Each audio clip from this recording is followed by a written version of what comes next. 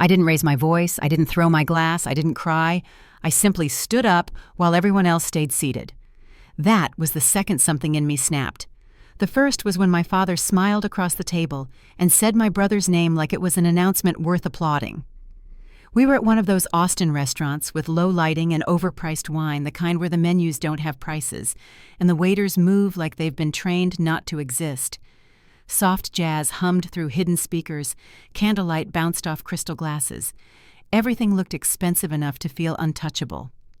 My father lifted his glass. Just enough. He didn't need to raise it high. The room always leaned toward him anyway.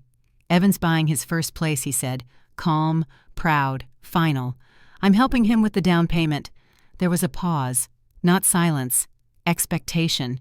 Then the clapping started. Not polite clapping, real clapping. The kind that lands hard on the table's silverware, rattling shoulders turning toward my brother like he was the only thing in focus. Evan leaned back in his chair, one arm draped over the seat mouth, pressed into something that tried to look humble and failed. My mother smiled and reached for her wine, like this was the most natural thing in the world. I cut my steak. Slow, straight line down the center. The knife made a soft scrape against the plate. I remember thinking how steady my hand was. Then my father turned his head, just slightly, and looked at me. "Claire," he said like he was asking a favor. "You'll cover this month's mortgage, right?" The sound died. Not dramatically, just stopped. A waiter froze mid-step. Someone's phone buzzed and clicked off too late. Evan let out a laugh before he realized no one else was laughing. I stared at my plate, at the clean slice I'd made, at the steam curling up like it was trying to leave before I did. No one spoke. My mother didn't look at me. She adjusted her napkin, smoothed it like it was wrinkled. That was the second something in me snapped. If you've ever sat at a table where your role was already decided before you opened your mouth, if you've ever been treated like the backup plan, the fixer, the one who would handle it because you always did, go ahead and like this video, subscribe to the channel, and stay with me, because this isn't a story about yelling back. It's about what happens when you don't. I placed my fork down. Not hard, careful. Folded my napkin once, then again. My chair scraped softly against the floor when I stood. No one asked where I was going. Outside, the night air hit sharp and wet. Austin glowed in pieces, headlights streaking across pavement, neon signs blurring through mist. I sat in my car for a full minute before starting the engine, hands resting on the wheel pulse loud in my ears. That dinner was supposed to be a celebration. It wasn't the first time my brother had been celebrated. It was just the first time I was asked to pay for it out loud. Growing up, Evan was potential. I was reliable. He got conversations. I got instructions. In our house, his mistakes were learning experiences. Mine were disappointments. When he forgot something, my father laughed and said boys needed room to mess up. When I forgot something, my mother sighed and said I should know better. I was always the one who understood. I understood when Evan needed the car. I understood when tuition money went somewhere else. I understood when I worked weekends, and he didn't. "You're strong," my mother used to tell me. It never sounded like praise. It sounded like a warning. At school, teachers knew Evan's name because my father sponsored things. My name was on time cards and scholarship lists. When Evan got his first job, there was a party. When I paid off my first loan, no one noticed. At family dinners, I washed dishes while conversations drifted past me like smoke. The dishwasher hummed, plates clinked. Laughter came from the other room, sharp and bright, like it belonged to someone else's house. That night at the restaurant, the pattern just finally said its name. My father didn't ask if I could cover the mortgage. He assumed I would. When I didn't answer right away, he tilted his head, the same look he used when he thought I was being difficult. "Well," he said, "it's just for this month. Just." Like my money was lighter than his gift, like my life was a buffer zone. Evan smirked. "You're good with numbers," he said. "You'll figure it out." I felt my jaw tighten. My sleeve twisted in my grip under the table. The fabric bit into my palm. My mother finally spoke. "Don't make this awkward," she said softly. The softest knives cut the deepest. There it was. Not concern, not fairness. Image. I looked at her then. Really looked. She wouldn't meet my eyes. I stood. "I think I've stayed long enough," I said. My voice didn't shake. That surprised me. No one followed me. No one apologized. No one stopped me. Later, my phone lit up with messages. My father: "You embarrassed us." My brother didn't have to storm out. My mother last: "You're being dramatic. We're family." That was the line. The one that landed wrong. The one that didn't sting, it cleared something. I sat on the edge of my bed in my apartment, the cheap lamp buzzing faintly, notifications blinking on my phone like they wanted something from me. Family. I turned the phone face down. In the quiet, I realized something. They weren't shocked I'd been asked to pay. They were shocked I didn't say yes, and for the first time, the silence didn't feel like punishment. It felt like a door closing, not behind me, for them. I didn't cut them off. That's what people always get wrong. I didn't announce anything. I didn't block numbers out of spite. I didn't make a speech about boundaries. I just stopped filling the space they left open on purpose. For a while, nothing happened. No dramatic fallout, no apology tour, no midnight calls full of regret. The silence stretched thin and uncomfortable like a room after the music shuts off, but no one moves yet. I moved. I found a one-bedroom apartment on the edge of downtown Austin. 3rd floor, no view worth mentioning. Beige carpet, the kind of place that smelled faintly like fresh paint and old air conditioning. I bought a folding table from a thrift store and set my laptop on it like it was permanent furniture. The first night there, the refrigerator clicked on and off like it was thinking. Outside traffic hummed low and steady. No laughter through walls, no voices calling my name to ask for something. It felt wrong at first, too quiet, like I was forgetting an obligation. That was when I realized how long I'd been trained to feel uneasy when no one needed me. Growing up, my value was always measured by usefulness. If something broke, I fixed it. If someone needed money, I adjusted. If a plan fell apart, I stepped in. Nobody ever asked if I wanted to. They just waited, and I showed up. When Evan needed help with his resume, my father told me to take a look. When Evan missed a payment, my mother said, "You're better with these things." When family tension got too loud, I was the one sent to smooth it over. "You're good at this, Claire. You're level-headed. You're not emotional like him." I learned early that being calm meant being convenient. So in that apartment alone, I kept waiting for the next ask. It never came. Instead, the bills came directly to me. Rent, utilities, internet. Numbers with no story attached to them, no emotional weight, just facts. I liked that. I started taking contract work. Financial cleanup for small businesses, messy books, late nights, the kind of work nobody wants until they're in trouble. I'd sit by the window with my laptop coffee gone cold, city lights blinking like they didn't care if I succeeded or not. For the first time, neither did I. I didn't need approval. I needed quiet. One afternoon during a compliance seminar, I almost skipped. I met Noah Bennett. He was sitting 2 rows over sleeves, rolled up jaw set, like he was listening for something beneath the words. During the break, we ended up at the same coffee station. The machine sputtered. He waited, didn't complain. "Accounting," he asked, nodding at my badge. "Financial consulting," I said.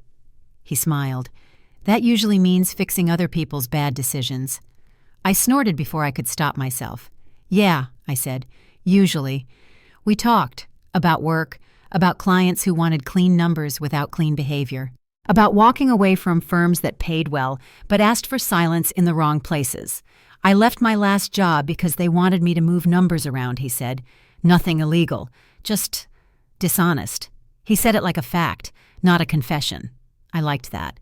We met again the next week. Then again. Coffee turned into spreadsheets. Spreadsheets turned into long conversations about how people my age were drowning quietly.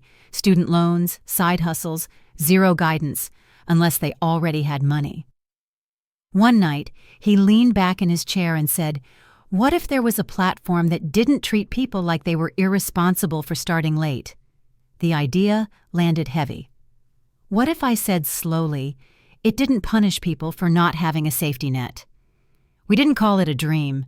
We called it a project. Anchor fund, something stable, something that didn't drift with family pressure or inherited advantage. While we worked, my family stayed silent. At first, I checked my phone. More than I want to admit, waiting for something, an accusation, an apology, anything that meant I still existed in their orbit. Nothing. Then one Sunday afternoon, my mother called. Her voice was light. Too light. "We were just talking about you," she said. I closed my laptop. "Oh," I said. "You left so suddenly," she continued. "Your father felt blindsided. I pictured him at the restaurant, glass raised, certain." "I didn't," I said. I stood up and walked out. She sighed, the familiar sound of disappointment wrapped in concern. "You know how he is," she said. "You shouldn't take things so personally." There it was, the gaslight flickering back on. "I was asked to pay for something I wasn't included in," I said. "Well," she replied sharp, "now family helps family." I waited. She filled the silence. "Evan's under a lot of pressure," she added. "This house is a big step for him." I felt it then. Not anger, recognition. Nothing had changed. "I have a meeting," I said. "I'll talk to you another time." She paused. "Just long enough." "You're being distant," she said. "I don't recognize you anymore." I ended the call. My hands were steady. That surprised me again. Later that night, as rain tapped against the window and the city blurred into streaks of light, I realized something else. They didn't miss me. They missed my function, and once I saw that the quiet stopped feeling empty, it felt intentional. The next message came days later, from Evan. "Didn't mean to put you on the spot. Dad didn't either. You know how things get said at dinners." I stared at the screen. No apology, no acknowledgement, just a rewrite. I typed one sentence, deleted it, typed another, deleted that too. Then I locked the phone and went back to work. That night, Noah looked over at me from across the table. "You okay?" he asked. I nodded. "Yeah." And for the first time, it wasn't a lie. Because somewhere between the folding table and the quiet between being useful and being free, I understood something clearly. I had spent my whole life proving I could carry weight that wasn't mine, and the moment I stopped, they called it selfish. That was fine. Let them. I wasn't building a life that needed their permission anymore. And the silence. It wasn't loneliness. It was room. By the time Anchor Fund had its first real users, I had stopped thinking about my family in real time. They still existed somewhere. I knew that. Birthdays passed. Holidays came and went. Their absence no longer felt like a wound. It felt like background noise I'd finally learned to tune out. Work filled the space cleanly. Not loudly, not chaotically. Clean. My days settled into a rhythm. Morning light through the blinds, coffee brewed too strong, laptop open before my brain fully caught up. Numbers made sense in a way people never had. They didn't change their story depending on who was listening. Anchor Fund grew slowly, the good kind of slow. No viral moment, no overnight success, just traction, a few dozen users, then 100. Young professionals who had never been taught how money actually worked, only how shame did. We helped them build budgets without judgment, fund projects without predatory terms, plan futures without pretending they had parents backing them up. Every thank you email landed heavier than any compliment I'd ever gotten at home. Noah and I worked late. Too late.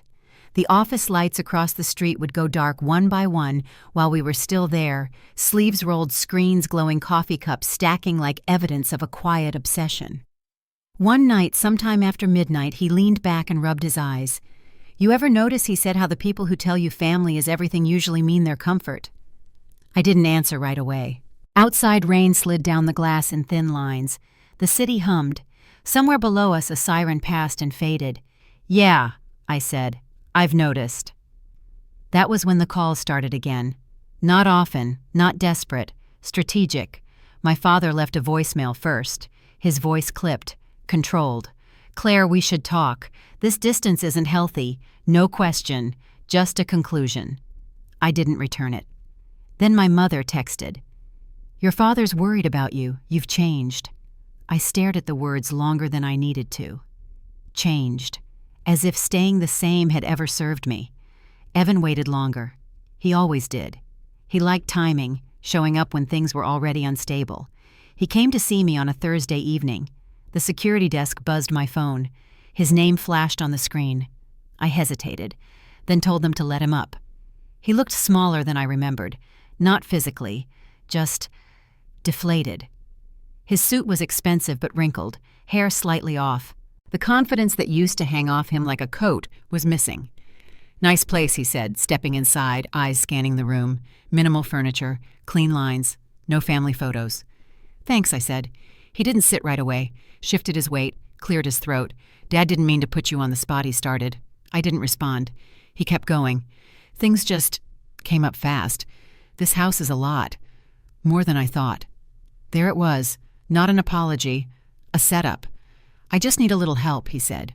"Short term. You're doing well. I've seen the articles." I smiled then, not warmly.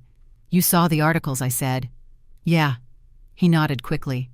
"Anchor fund. Impressive." He said it like he was reading from a list. "I can't," I said. His face changed. Not hurt, offended. "You won't," he corrected. "No," I said. "I can't." He laughed once, sharp, disbelieving. "Wow," he said. "So this is who you are now?" I watched him carefully. "This is who I've been," I said. "I just stopped hiding it." He stood abruptly, pacing once, twice. "You know," he said, "most people would kill to have a family like ours." I thought of the restaurant, the clapping, the napkin folded too neatly. "Most people don't get handed a bill with a smile," I replied. He scoffed. "You're really going to do this? To me?" I said nothing. That silence again, the one that made people uncomfortable. He left without another word. 2 days later, his post went live.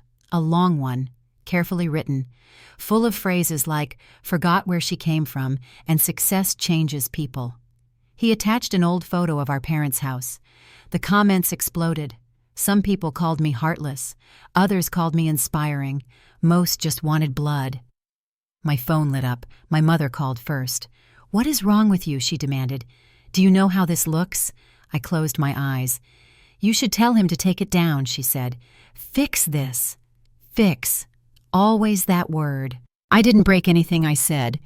"My father came on the line. He's your brother," he said flatly. "You don't turn your back on family." I thought of all the times they'd turned away while I stood there holding things together. "I'm not turning my back," I said. "I'm standing still." He hung up. The noise online burned hot for about a week, then cooled. People moved on. They always do. Anchor Fund didn't slow down. If anything, it grew faster. More users, more trust, more proof that something built quietly could still matter. One evening, as the city lights blinked on and the office emptied, I stood by the window and watched traffic crawl below. Noah joined me, handed me a mug of tea. "You okay?" he asked. I nodded. "I think I said slowly, 'This is what peace feels like.'" He smiled. "It looks good on you." I didn't respond, because peace didn't need a witness, it just needed space. And for the first time in my life, nothing and no one was asking me to give it up. By the time winter settled in, the noise around, my name had thinned to a dull echo.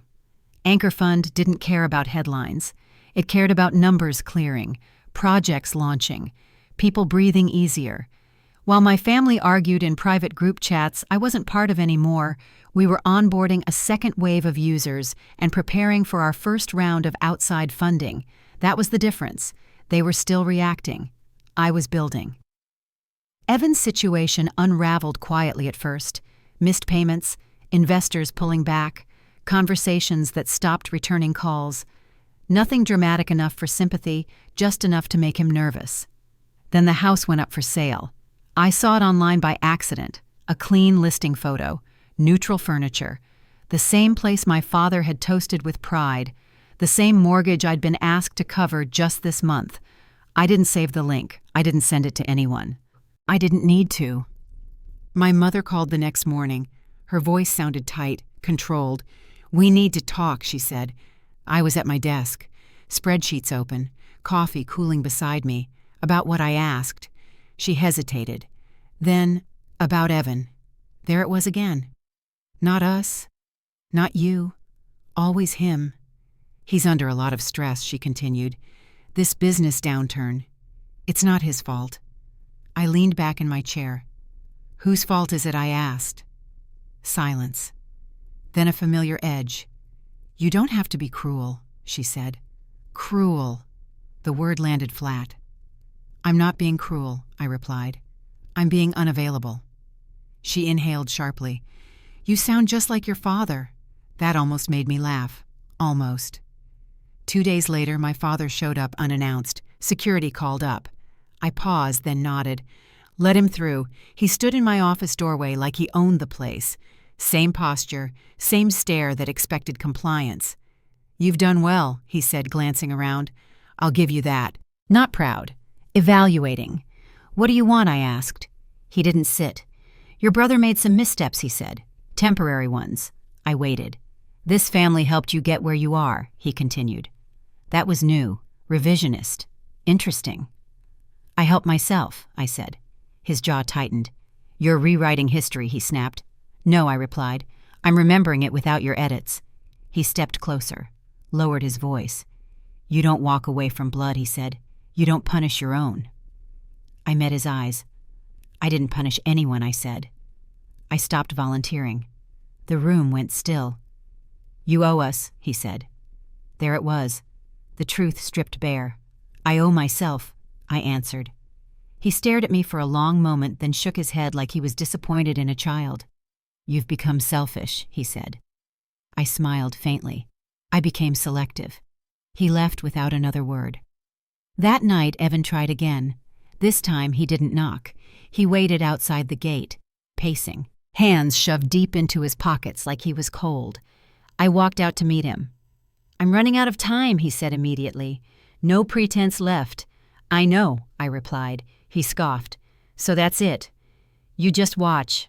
"I don't watch," I said. "I live." He rubbed his face, looked tired, older than I remembered. "Dad says you think you're better than us now." I didn't answer. "Is that true?" he pressed. I took a breath, slow. "I think I'm done proving my worth to people who only call when they need cover." His expression hardened. "You could save me," he said. "And you won't." I shook my head. "I could delay the consequences," I corrected. "I'm choosing not to." He laughed bitterly. "Unbelievable." He turned away, then stopped. "You know," he said over his shoulder, "when this blows up, people are going to talk." "I know," I said. He left. 2 weeks later, the headlines came. Nothing explosive, just steady. Bankruptcy filings. Liquidation hearings. The house officially foreclosed. My parents downsized quietly, moved out of the neighborhood that had defined them. No announcement, no farewell party, no apology. They didn't call again. Instead, an invitation arrived in my inbox. A gala, downtown, high-profile donors, a stage, a cause. Noah forwarded it to me with a single line, "This could matter." It was for a foundation pilot we'd been sketching for months. Housing, education, stability, not charity, infrastructure. I stared at the screen longer than necessary. This wasn't about them, but it would reach them anyway. The night of the event, I stood backstage under bright lights. The air smelled like polished wood and expensive perfume.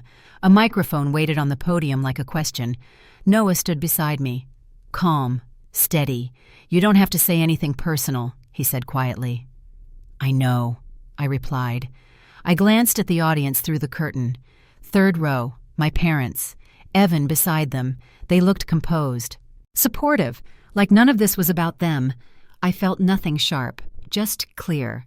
The announcer called my name. I stepped forward.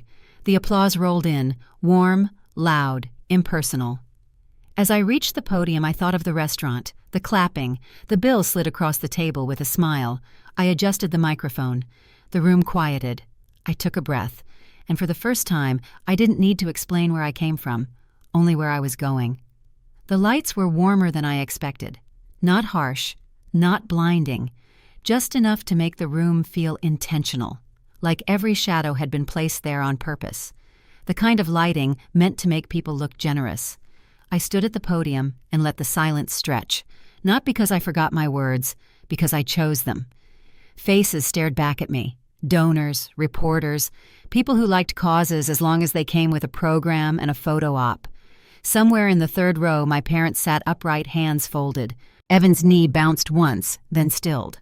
I didn't look at them again. Safe harbor wasn't born from success, I said. My voice carried easily, calm, even. It was born from absence. A ripple moved through the room, not applause, attention. For a long time, I continued. I believed stability was something you earned by being useful, by being quiet, by paying the price so other people could stay comfortable. I paused. Let that land. Some people grow up with a safety net, I said. Others grow up being the net. That did it. A murmur, heads tilted, pens scratched against notepads. I was once told I went on to cover a debt that wasn't mine, not because I caused it, but because I was capable. My father's jaw tightened. I saw it in my peripheral vision. Evan shifted in his seat. I kept my eyes forward. That moment taught me something no business school ever could, I said, that love without fairness becomes control. The room went completely still. So, instead of paying someone else's mortgage, I said quietly, I decided to build roofs for people who never had a choice. Applause broke out. Not polite. Real, rolling, uncontained. I didn't smile. I waited. When it faded, I finished. Safe harbor exists to offer what too many are denied: stability without obligation, support without strings, a place to stand without being told you owe your silence in return. I stepped back from the podium. The applause rose again, louder this time. People stood. Cameras flashed. The moment expanded, swelling like it wanted to become something permanent. I let it pass through me, because this wasn't about triumph. It was about release. Backstage, the noise dulled. The air smelled like cables and dust and cooling metal. Noah handed me a glass of water. Our fingers brushed. Grounding. That line, he said quietly. About the roof. I nodded. It was true. Are you okay? He asked. I considered the question. Yes, I said. I really am. Through a side curtain, I saw my parents stand, applauding, smiling at the people around them like proud spectators at a game they hadn't played. Evan hovered behind them, uncertain, like he wanted to approach, like he didn't know how. He didn't. We left through the back exit. The night air hit cool and clean. A faint smell of rain lingered in the pavement. The city hummed, distant and indifferent. In the car, my phone buzzed. Once, twice, then stopped. I didn't look. The next morning, the business section carried Evan's name. Bankruptcy filing. Assets liquidated. The house officially gone. Below it, a smaller piece mentioned my parents. Downsizing. A move out of the neighborhood. A quieter chapter, the article said. I folded the paper without finishing it. From the balcony, the lake lay still. A thin line of light stretched across the water as the sun climbed. Somewhere inside the espresso machine clicked on. Noah moving through the kitchen. Normal sounds. Chosen sounds. Later that week, the letters started arriving. Handwritten, crooked, earnest. Thank you for my room. I like the blue walls. I sleep better now. I pinned one above my desk. Next to it, I hung something else, a rent receipt. From my first apartment, wrinkled, faded, the ink barely legible. The first bill I ever paid without anyone watching. My mother called once more, weeks later, her voice softer. Careful. We saw your speech, she said. You didn't have to do it like that. I closed my eyes. I did. I replied. A pause. You've changed, she said again. Yes, I agreed. That was the point. She didn't respond. We didn't speak again. Some nights I still think about them, not with anger, not with longing, just distance, the kind that doesn't ache. Noah asked me once if I regretted anything. I thought about the restaurant, the folded napkin, the chair scraping back, the moment I stood up and didn't look back. No, I said. Because without all of it, I wouldn't know what peace feels like. That evening, we walked along the lake path, trees overhead, city lights reflecting like scattered stars. I realized then that silence had never been my weakness. It had been my training. I didn't need their understanding. I didn't need their approval. I didn't need the last word. Some endings don't come with closure. They come with clarity, and that is more than enough.